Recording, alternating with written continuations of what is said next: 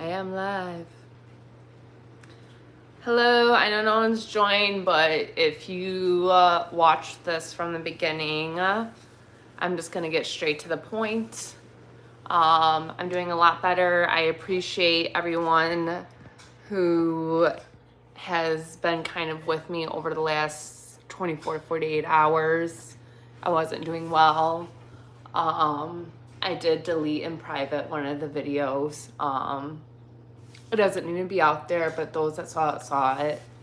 But I just wanted to come live real quick and say hello, that I'm okay, that everything's okay.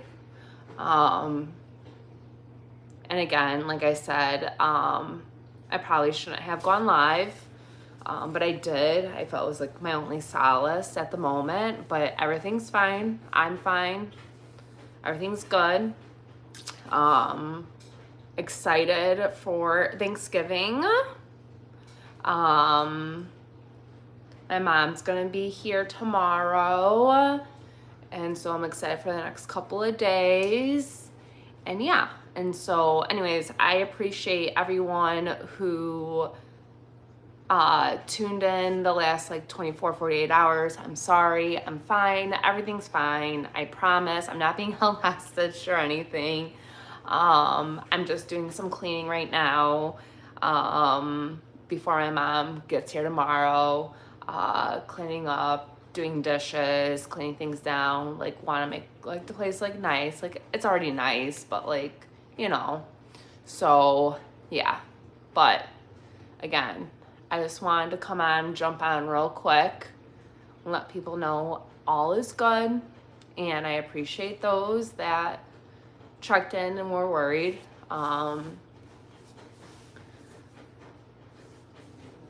Again, I did delete in private 2 of the videos because it doesn't need to be out there. But yeah. Anyways, I saw DOA's live. We can always talk about him. Somebody sent him $7,500. Somebody sent that man $7,500 to hire a private investigator.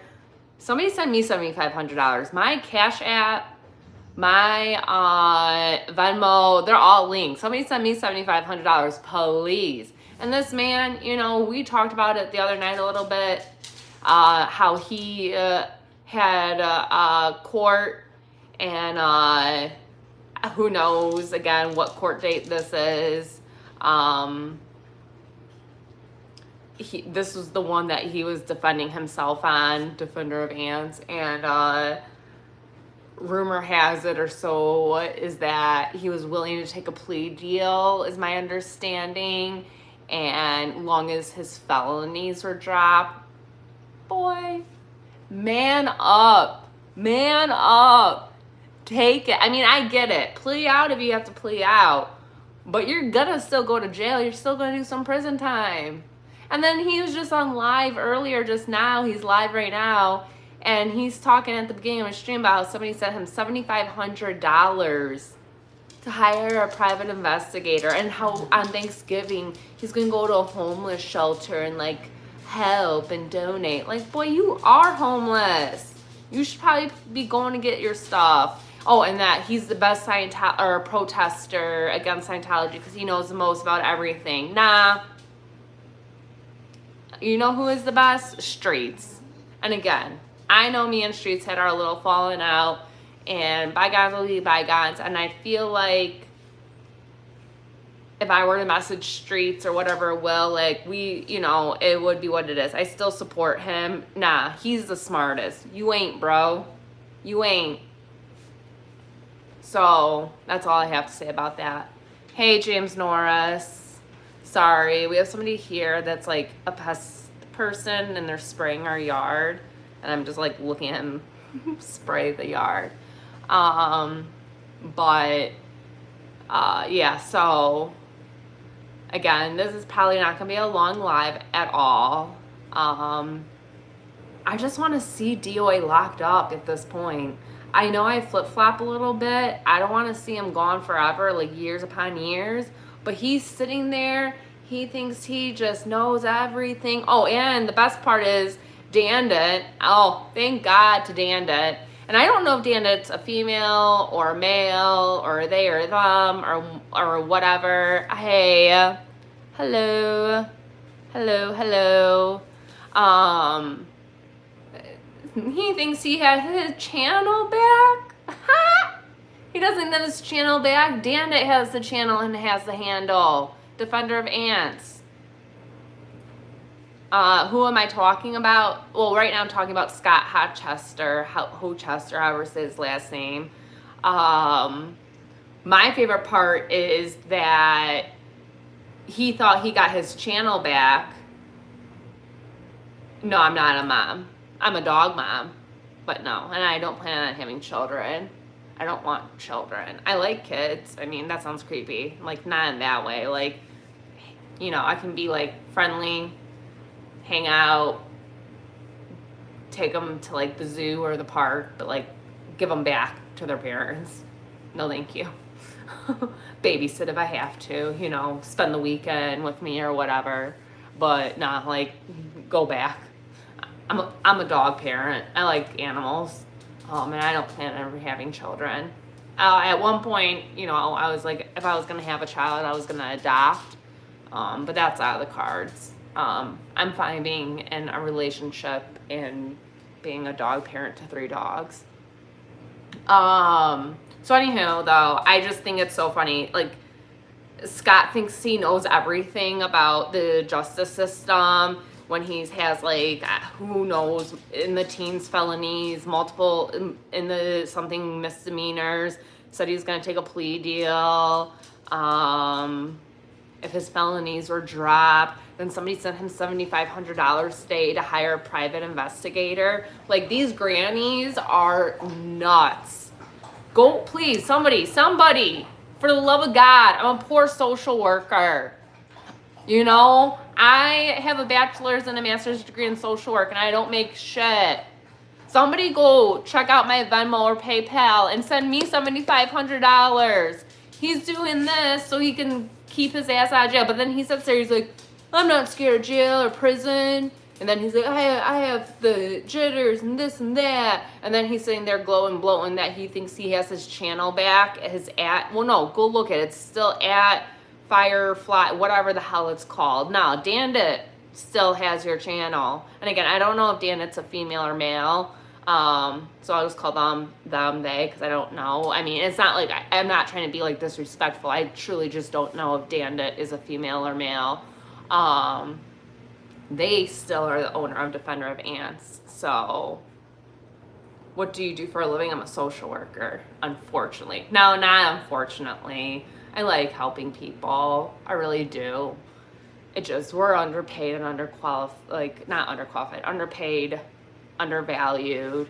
Trump and his administration, the Department of Education, don't get me started, came out this last week and said social work, on top of, not just social work, but social work, nursing, physician assistants, nurse practitioners, people that work in public health, teachers, that those degrees are not professional degrees.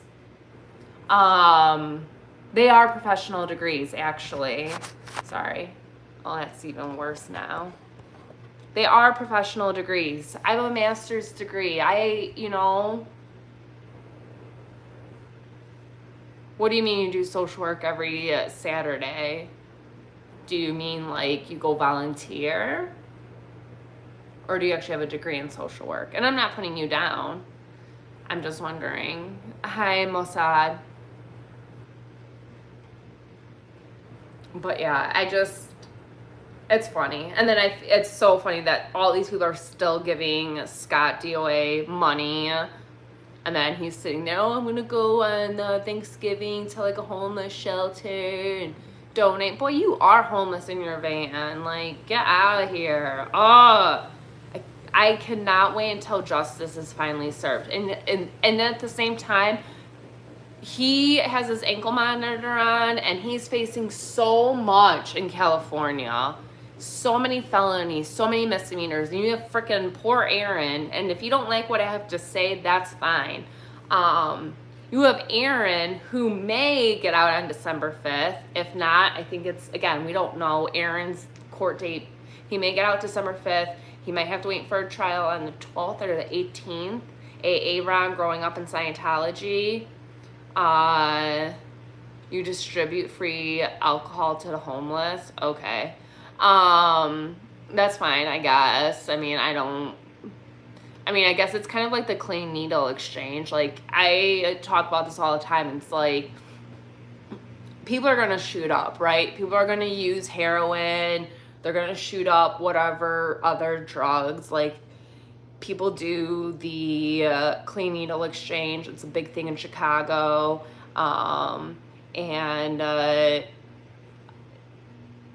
It's like, if you're going to shoot up, you're going to shoot up. It's inevitable. You can't stop it. At least do it out of a clean needle. Or you have places that are more like on the Pacific Northwest.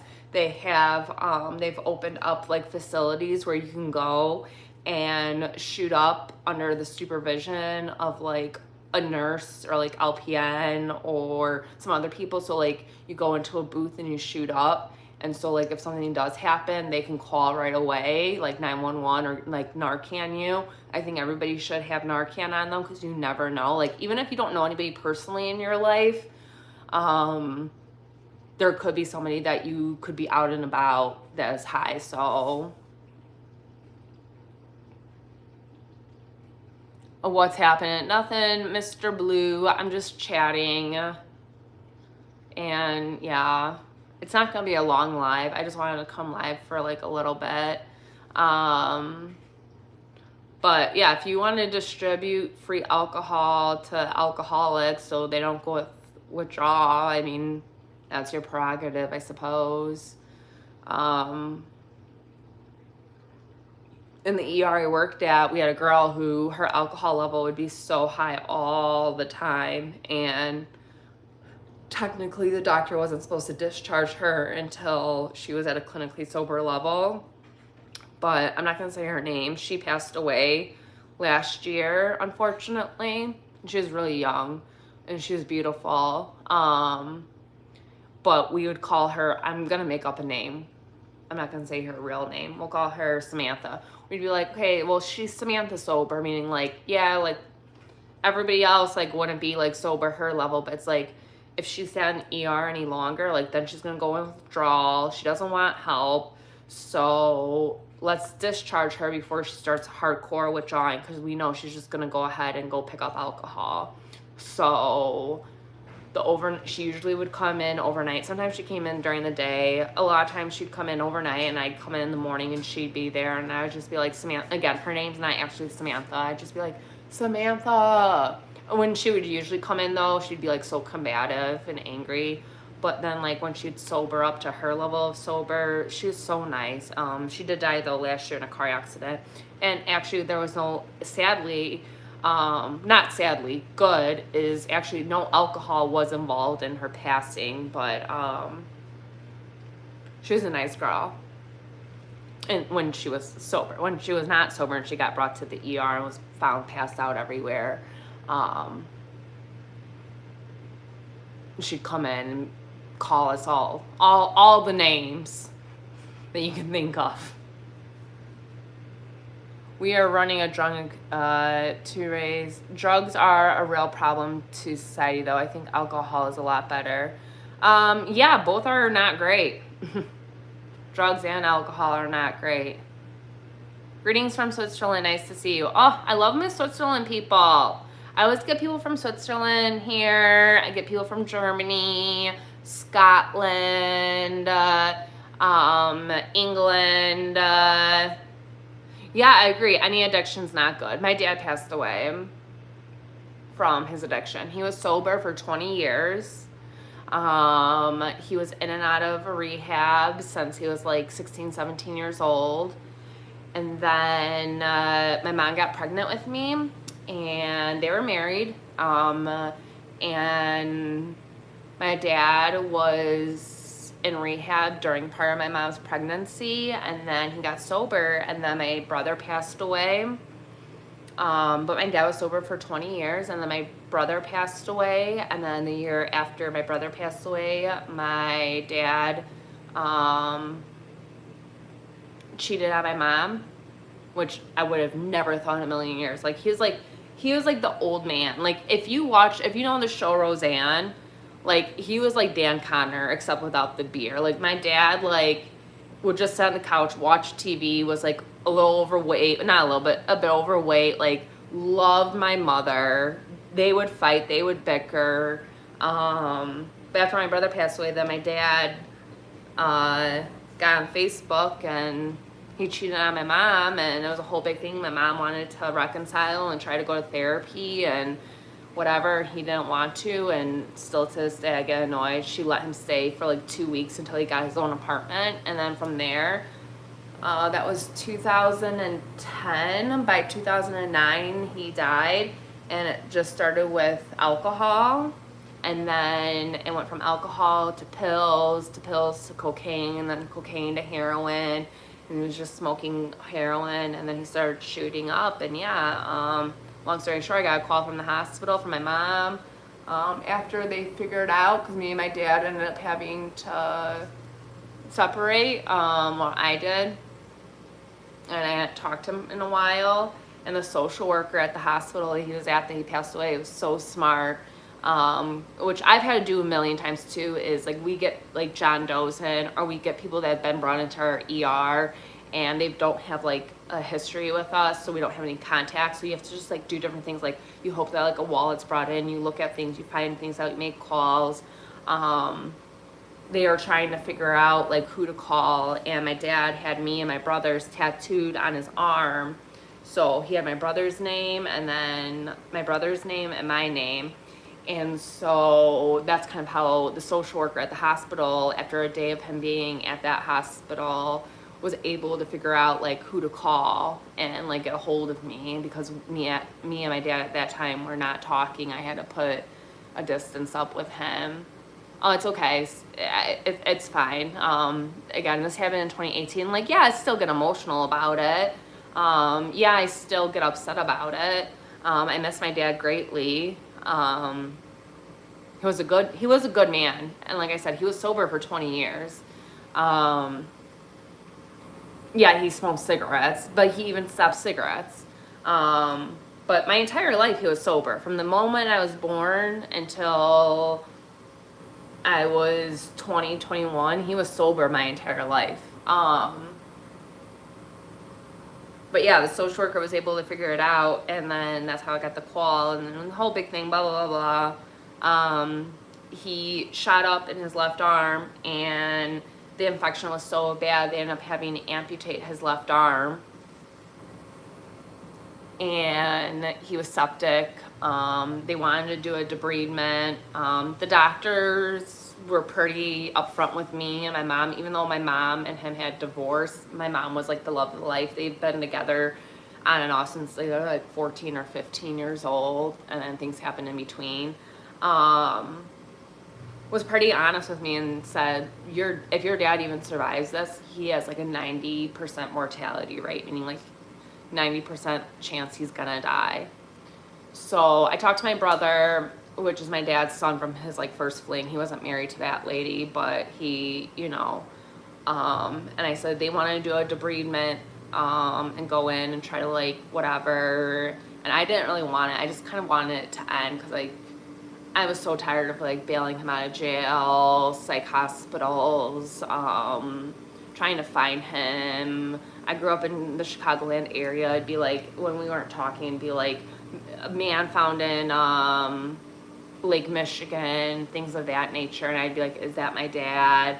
I went over once to his shitty ass like basement apartment, and we got into it, and I tried stopping like these chicks from like dealing him coke. I mean, it's a whole thing. So, and he was fighting demons his entire life.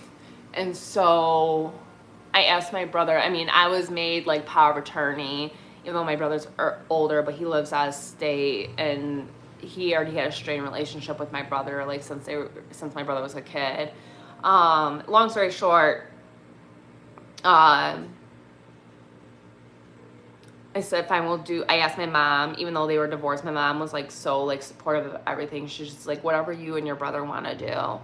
And so I'm like, but I still want like your input, mom. Like, this was the love of your life. Like, you guys like are in your 60s now. Like, yeah, you divorced a handful of years ago, but like you've known him since you were 13, 14 years old. And I wanted my brother's advice, and like I wanted to respect everybody's wishes, like out of the two of them. And so we decided to do one intervention, like a debridement. If you don't know what a debridement is, just Google it. And then the doctor's like, this is probably gonna be like a 2 or 3 hour situation surgery, whatever. And then I saw like, I don't know, they told me what time it was gonna be. I don't know, making up a time, I can't remember. This was back in 2018. Like 10 a.m. the surgery was gonna be. I see at like 10:40 the hospital. I could tell it's the hospital calling me, and was either like a resident or the actual physician, and was like, yeah, your dad basically almost just flatlined while we had him underneath. Like, we had to stop. So you kind of need to make a decision. So I called my mom and I called my brother, and we talked about it, and we decided to take him off life support. And I didn't know at that time. At that time, I wasn't a medical social worker. I worked in behavioral health medicine. And I talked about this the other night in my life. It's actually a short video. Oh, no, I don't have it as a short. It's actually, my short is about a comment that one of my followers made. But basically, like, I thought, like, at that time, like, you take somebody off of, like, life support and they pass away, right? Like, instantly. Like, you know, extubate them, turn off the machines, stop the pressors, just give them medications, and they pass away. Like, nah, my dad was like a fighter. Like, we extubated him, turned everything off, stopped everything, and this man still lived for like 21 hours. And like, I was like there visiting like a little bit in between all this, and he had like that rattling sound, like, I don't know, unless you've ever like been around somebody that's actually died, which I have been multiple times, and as a medical social worker, ER social worker. But there's this death sound, and like he was doing it. And I remember I wasn't working in the medical field yet. I was still working in behavioral health. And I remember I hit the call light, and I asked the nurse, I was like, is there something that we can do to like speed the process up? Because like we clearly took him off life support. Like, I thought this was gonna be like done in like a half hour. And I think she was horrified, but she understood. She was like, no, sweetie, like the process just takes time. And I'm like, oh, so there's like nothing you can do to like speed this up? Like, that sounds so bad. But I didn't know. I was also like in my late 20s. I wasn't working on the medical side of things. I only knew what I saw off of TV. At that time, as a social worker, I was working in behavioral health, so I was dealing with like psych patients and substance abuse patients. So I was like, what the hell? And then I was like, I swear to God, if this man like does not go soon, and I have to sit here and listen to this, and like, you know, I would obviously hold my dad's hand and talk to him and make sure that he knew he had somebody there. But I was like, I'm about to put a freaking pillow over this man. And then I ended up I was like, I don't have time for all this. Like, I mean, I did, but I was like, I'm not going to be here. Like, so I ended up going to like work for a half a day one day, like the next day. And then I left work. I was like, okay, you know, everyone knew what was going on. And then I was driving to the hospital, and I was like 5 minutes out, maybe 10 minutes at most, 5 minutes out probably.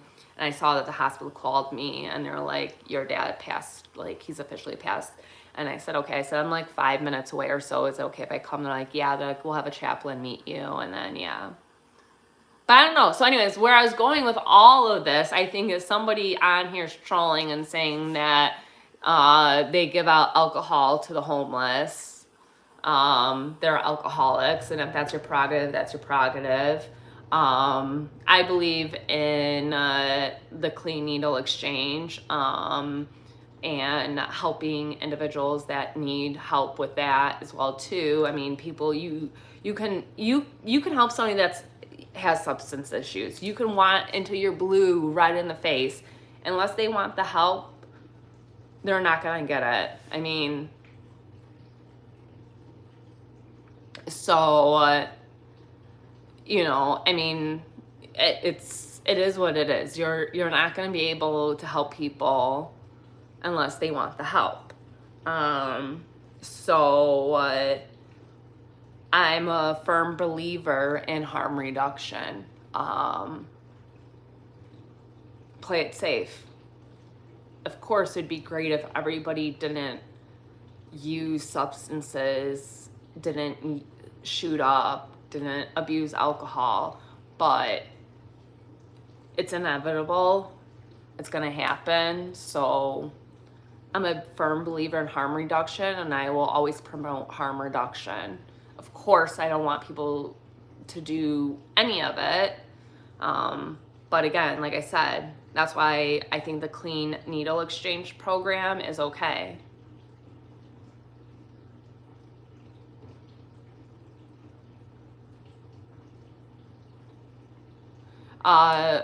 What do you think I should do with a brother that's addicted to coke, but he works and he goes to programs like after work, and my mom, that's a hoarder. That's hard. Jordan, I can't tell you what to do. I think if it's mentally messing with you, if it's causing you issues, Jordan, you need to put distance in. You need to be as supportive as you can. It sounds like your brother is probably like a functioning coke addict, just like there's plenty of functioning alcoholics. But you have to maybe set some boundaries for yourself. And that's what I had to do with my dad. I eventually had to cut him off. I remember when I got the call right away, like when I left, I got the call that my dad was in the hospital and that where he was and what was happening, and he was likely dying. I remember at that time I was in therapy, and I'm open about it. I've been in and out of therapy since I was like 19. I called my therapist and she didn't pick up, and she was probably in session at the time, but I remember I left her a long voicemail like on my way to the hospital, and I'm like, it's finally happening. Like I didn't want to like thank the Lord that my dad was dying, because that sounds horrid, but like my dad had been fighting demons and battles his entire life. And it just needed to come to an end. And I was so tired about worrying about him all the time and wondering where he was at and what he was doing. And when I didn't cut him off, he had been arrested for distributing coke. I mean, he sold to an undercover officer, and then all these officers came and like put guns up on my dad. Then he didn't go to, I was supposed to take him to court. He didn't go to court. He had a warrant out for his arrest. I went to take him to court that one time, and he was passed out. His door was open. He had music blaring at like 8 a.m. and he was just passed out. And I just see this handle. I don't know, like, I don't have anything to show, but like, I don't know, like a legit handle of alcohol. And, I was like, get up, shower. You need to go to court. I'm taking you to court. Like, let's go. And he's, I'm like, oh my God. And I just remember I was so pissed. I took that bottle, that handle of vodka or whatever it was, and I just threw it on the ground and I walked out. Then he had a warrant, and he had a warrant for a long time. And then he finally found like a lawyer that did stuff for him pro bono. And my dad, like I said, my dad was a good dad. He was in the military. When he was in his teens, he was getting in trouble, and this was during Vietnam, so they wanted people. He never ended up being like having to like, you know, be recruited or whatever during Vietnam, and where they'd watch, the guys would watch and see if their numbers or their date of births were picked. But he was in trouble enough that he finally had to go to front of the judge at like 17 or 18, and the judge was like, you have two options. Either I put you in jail / for however long, or you enlist. Again, this is during Vietnam. My dad's like, I'm gonna enlist. So he enlisted into the Marines, and he didn't last long. He got kicked out of the Marines, and then he joined the Navy, and he did that for a long time, and he did good in the Navy. He never actually was in Vietnam, but this was during the Vietnam era.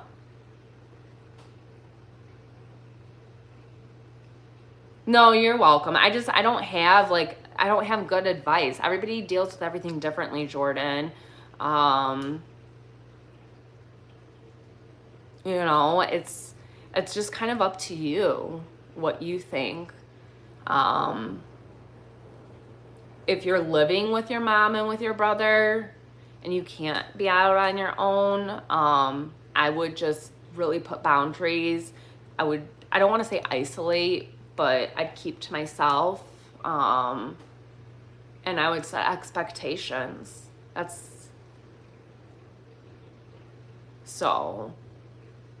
But yeah. And then, then my dad finally like went to his day in court like a year and a half later after his warrant, and the judge was pissed and was like, well, it's good that you got your SHI shit together, but like, I'm done. And he was in the ghettos of Chicago at the time. And so I went to the court date. I took him. And at that time he was like in recovery through the VA because he's a veteran. So he's like, you know, at the VA and able to manipulate and play his way through. And so the judge like was like, I'm gonna reprimand you, like I'm gonna detain you, like I'll set a bail. And then there's like so many people in this like janky ass courthouse, and then the judge did ask like, is there anyone here that could bail him out? And like I'm in the back like raising my hand, and again I was like in my early 20s, mid 20s. And his lawyer that he got pro bono, it wasn't a public defender. He literally got a lawyer that was pro bono, that was like an actual criminal defense lawyer. It was not a public defender. Was so nice and stayed with me the entire time until I could process my dad out. And like, you think like, okay, so like you get taken to jail and somebody posts your bail. It's still like, it's not like, okay, you get taken and then somebody can post bail and you're out. No, it's hours upon hours upon hours. It's still a process. So, his lawyer though stayed with me and he didn't have to. And my dad's like, I'll pay you back. That man never paid me back. When my dad died, all I have is his janky ass cell phone, which is like a flip phone. That's like through Cricket. A wallet that had a bunch of his IDs and like VA cards. The one thing he did have was pictures of me and my one brother. And then I think like $5 or $10.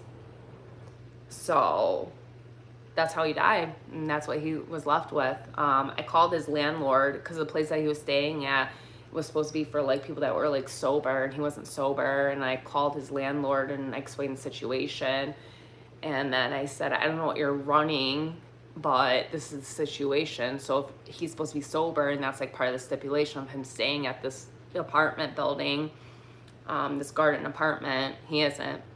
I said I can come over. I said I also think he has a squatter there.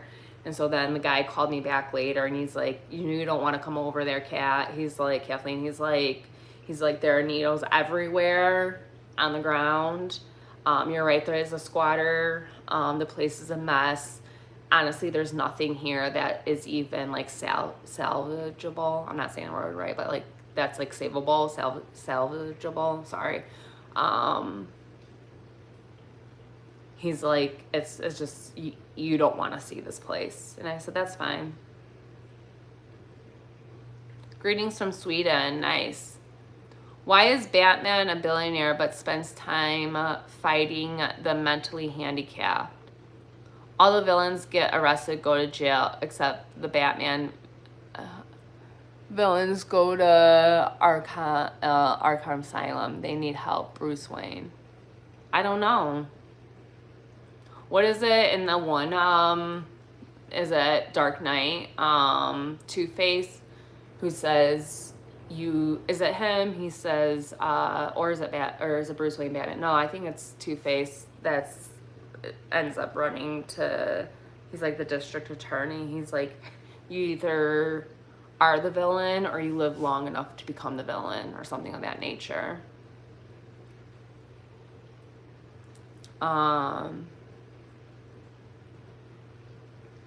I don't know.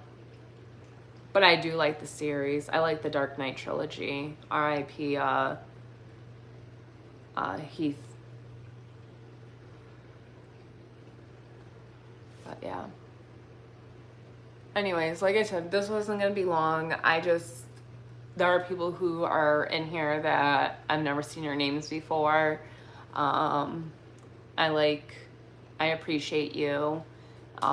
If you can subscribe or give this video a likes up, I would like that. But again, I thank everyone that was watching or tuned in the last like 2 nights. Again, I privated and deleted one of those videos though too, both of them. But I'm okay, everything's fine. I'm in a much better space mentally right now as well. And I'm just excited for Mom to come and the holiday. I mean, kind of like also not excited because it's like Thanksgiving and I'm not going to get like too big on that, like stealing land from Native Americans, like not good. It's their land, but my phone's gonna die shortly and I didn't bring over my charger or one of my power plugs, but yeah. So maybe I'll go live later. Maybe if y'all are lucky. Nah, I probably won't. I know my stalker's watching. Who's turning into my boyfriend's stalker now too. But maybe I'll go live tomorrow with my mom. She won't want to be on camera though, but I might make her when she gets here. I'll see. But yeah, I just wanted to post a positive video and just let everyone know I'm okay. And I appreciate everyone that checked in on me, and I wish like some of my OGs, hello from Sweden, another person from Sweden. Gosh, I appreciate it. I get so many people from like Sweden, Switzerland, Germany, England, Australia. I appreciate you being here. And yeah, if you can subscribe, I'd appreciate it. If you can give this video a like, I would appreciate it. I might go live a little later tonight. I'm just in the process of cleaning right now. And then, like I said, my mom's coming up here. No, don't be sorry. Why are you sorry? Is it Tobias? Tobias, don't be sorry. I appreciate you being here. It's so funny. I get so many people like from like Sweden, Switzerland, Germany, Australia, and like England. And I'm like, how did I show up like on your page? It's okay though. I'm fine. It's always fun to have like new people you can watch and new content. Absolutely. If you're new, I mean, I've had a rough 24, 48 hours. And then I was just talking about my dad, and I was talking about DOA, and yeah, some people, if you don't know, there's just, yeah. But anyways, all's good. Again, I might go live later, I don't know. And then maybe I'll go live tomorrow and bring my mom on. She won't want to, I know it though. She'll be like, I don't know. But I'm excited for her to be here for a couple of days. And I know my doggy is too. She loves her grandpa. And yeah, that's all. All right. I know usually I try to be live for like an hour, maybe sometimes even up to 2 hours, but I have things I have to do. And yeah, so anyways, if you haven't subscribed, please do. If you haven't given this video a likes up, please do. I appreciate all of you. And have a good rest of your night. Again, how old are you? How old do you think I am? When people ask me, Alex, I'm like, how old do you think I am? I won't be offended. If you say like 60, that's fine. If you say 50, that's fine. 20, nah. I'm not 20, but I appreciate that. You know I'm older than that. I won't be offended. 43? No, I'm not 43. 26? No. No. But anyways, all right, guys. Have a good rest of your night. Again, I might be like 35. You're the closest there with that. Wilfred. I'm not exactly 35. I'm 36. I'll tell you guys my age. I'm 36. But yeah. All right, guys. Have a good evening. Again, I might pop up live later. If not, maybe tomorrow. I don't know when I'll come back, but yeah. All right. Bye, guys. Yes, I have socks on. All right. Bye.